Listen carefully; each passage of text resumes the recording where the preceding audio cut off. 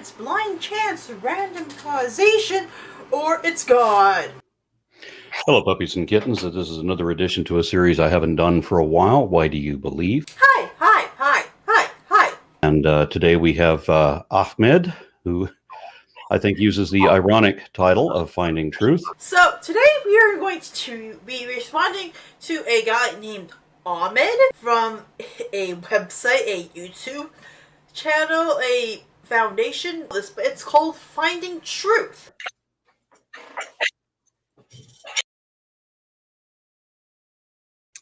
So just a little introduction about myself. Electronics and communications engineer. I have a lifetime in computer science and engineering and information systems, where I am advocating creationism and finding God. He had a discussion recently with Aaron Ra. Why do you believe in Allah? He also made a phone call to the Atheist Experience the following Sunday. Ahmed, how you doing? Try and explain his perspective to them, and we're going to be combining both of these videos together, kind of break down his arguments and why they don't really work. Let's look at it like this. If God exists and he wants to be found, then he should leave fingerprints. And he should also tell us where to find these. To being just a series of causation, it is engineered in a way that says that it is intentional to be engineered this way. Matter, it has energy, and why is there matter?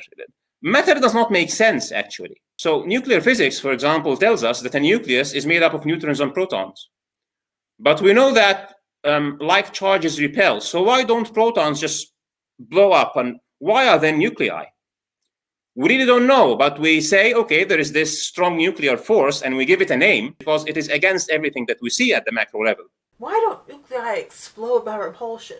Neutrons are the summation of a proton and an electron, and they are what keep everything happy inside of a nucleus. This is a universe where, number one, particles exist, things like charges exist, but there is an intent to make this thing into matter that coalesces together, and it is not intuitive. And even this matter will not stop at having neutrons and protons, but there are also electrons. But we also know that opposite charges attract. But electrons do not fall into the nucleus. They are not attracted by protons. Why don't the electrons just fall into the nucleus all the time? Well, you know, we have these things called neutrons. All the protons in the nucleus of an atom happy help keep the electron cloud afloat. We know that this is what happens. It is actually the whole thing behind matter and antimatter. No chemist thinks this way. It's like an electron and positron. They should annihilate, but they don't.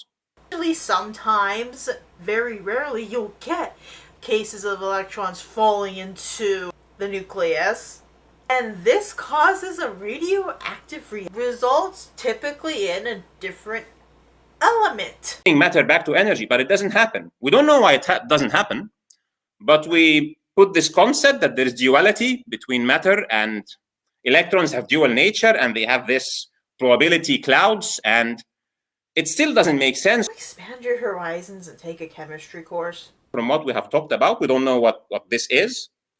And this matter has this property of gravitating, but the universe behaves completely the other way around. We know that there was a Big Bang and it is expanding. And what should happen because of gravitation is that it should slow down and start collapsing, but it doesn't. Entropy means there's less energy in the system to bring it back together.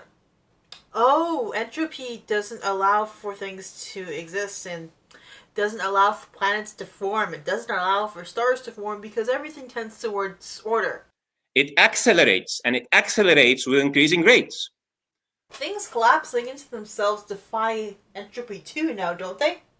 And it doesn't make sense. It is unintuitive. Even Einstein and when Hubble published his results, and we know that this thing is expanding and accelerating it, people in the scientific community, renowned scientists, were disappointed of this. And Einstein had to rethink his cosmological constant. No, that's not what Einstein did. That's not what his cosmological constant was. And says, وَالسَّمَاءَ بَنَيْنَاهَا بِأَيْدٍ وَإِنَّا لَمُوسِعُونَ. And the heavens we created with power. Cosmological constant is kind of like the God theory. My theory doesn't actually make sense. I gotta make my theory work, so I'm gonna add this extra number. I'm gonna add this extra little thing into the universe so that I can make it make sense in my brain. And Einstein's like, you know, I don't think I needed that after all. And we are indeed expanding. One of the biggest arguments I hear a lot of times from Muslims, the Quran says, is that heaven and the earth were once one, and then we separated them and expanded the universe. Not see that the heavens and the earth were collapsed together, so we set them apart. So he says something that we have just discovered 50 years ago, and then he talks about the expansion in a simple language. Earth is part of the heavens. Still, the earth was only formed 4.5 billion years ago. That's almost 10 billion years of no earth existing while the universe was expanding. So no, you did not separate the earth from the heavens. And then he directed himself to the sky when it was smoke. He's saying this 1400 years ago. The sky, when he says as-sama, he means this dunya, this observable universe. It was smoke. Why would anybody say that 1400 years ago? Why would anybody say the sky was smoke? And it means after this state of smoke, he created those lamps. A problem in science about the formation of the first stars. Nobody's talking about it. I don't know why, but it is there. It is an unsolved issue. Will it be solved? Maybe. But the more we look into this, the universe, it will happen. It will be something like the dark energy or the strong nuclear force or the dual nature of the electron. Names that we put on things that have no meaning except that we found this thing and we're giving it a name. Like God had to intervene to make sure the universe was the way it is. Or maybe the universe is the way it is because it has to be this way for us to exist in it. Can you tell me, please, how beavers know how to build dams? Can you tell me how bees know how to build? Obviously. How beavers build dams.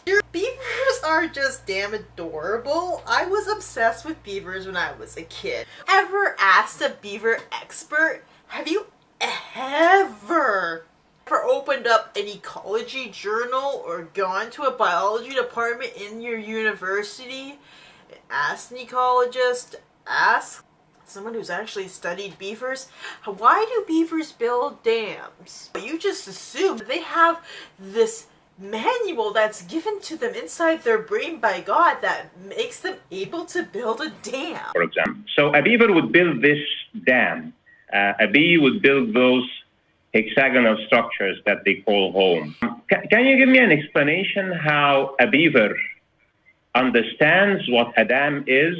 How a beaver would construct this design with all its sophistication? Why you gotta make things so goddamn complicated here? No, the bee doesn't know how to make a hexagonal shape. Understanding of sign language, which is a sophisticated thing that a bee uses to communicate a GPS location for pollen. But no, the bee is not communicating an actual GPS coordinate. Follow my farts until you find the flowers. You ask too much of nature. You ask too much. From where does a beaver get the information of building a dam? Instincts do not draw drawings for dams. This like furry little creature. I'm gonna make a furry little creature whose teeth never stop growing, so now it has to continuously chew on wood so that its teeth don't grow and pierce through the top of its skull. Let's imagine a furry little creature that's kind of like a squirrel. He likes to chew on trees. He likes to carry those branches around. Then they're going to take these branches and trees that they felled to the ground because they chewed the tree because they have teeth that won't stop growing. Find a water outlet, put it in your brain that you like the sound of running water. They'll put the trees in the water mouth to slow down the river. And you know what happens when you slow down a river? You kind of start to change the ecosystem around you. If you manage to actually stop the river by putting enough twigs and mud and stuff, hey, maybe this critter has some kind of compulsion, like, I don't know, OCD. You give these animals a compulsion. Whenever they hear water, they have to immediately run and stop the noise. Freak who has nothing better to do than to create these weird animals and put them in extremely obtuse situations. That's how I want my critter to behave. And you're gonna make a haphazard structure that's gonna later help you build your house. Stopped the torrential water from coming through a big old pond. Yeah, you've got more of the plants that you like to eat. Build your little house and have babies. They'll keep building the dam every year, and you've sort of reinforced this ecosystem and reinforced your own population. I could maybe just give you a house, or I could teach you how to build a better house. This is your design, this is your destiny, this is what you do. Every single one of these creatures that you're describing that behaves in a certain way has a brain, has a nervous system, has senses with which they interact with the world around them. Okay, as far as I know, everything that you're describing as non-biological is in some sense reducible to things that are happening in these creatures' bodies and brains. It's kind of like you're expecting to crack open a beaver's skull and just find instructions. Like, that's not how nature works. No ecologist thinks this way. No geneticist thinks this way. The people to which you are trying to argue against, the people whom you're trying to say, oh, there's no information in the genetic code to tell a beaver how to make a dam. The genetic code doesn't work that way, and there's no room for it to work that way if it could. Little critters that got good at placing sticks in the river and stopping the water flow are the organisms led down the line to produce what we here in North America think of as the beaver. How beavers know how to build dams. Communications engineering mixed with information systems, there is context. And this context is how things are designed. You start by setting a purpose for something. You don't build a car and then you figure out what are you going to do with the car or a Not even a lot of engineers think this way when they look at the world. refrigerator. You know what you're doing. You design it based on the purpose. You pick the materials based on the materials that will fulfill the design. And then you put together a process for the orderly delivery of that design. But then it's absolutely absurd to think this way. You put together an instruction manual. You buy the car. If you want to be good to yourself and to the car and to the environment where you are going to drive the car, you'd rather read the manual. And in the manual, he will tell you, the manufacturer, how to drive the car. Hey, I've got an idea. If gases can't form their way into stars, stars cannot form without God intervening, I dare you to go into any university astrophysics or astronomy lab in North America and convert all of the professors into Muslims. Or you can ask them how stars form if there is no God. And there is nothing to compare this world to determine that it is in fact design.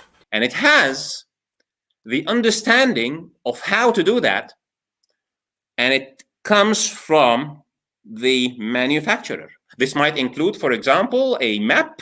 You know what? I think the world makes less sense with a God. You are thinking about this from the lens of an engineer. What kind of screwed up designer designed the laryngeal nerve in the giraffe?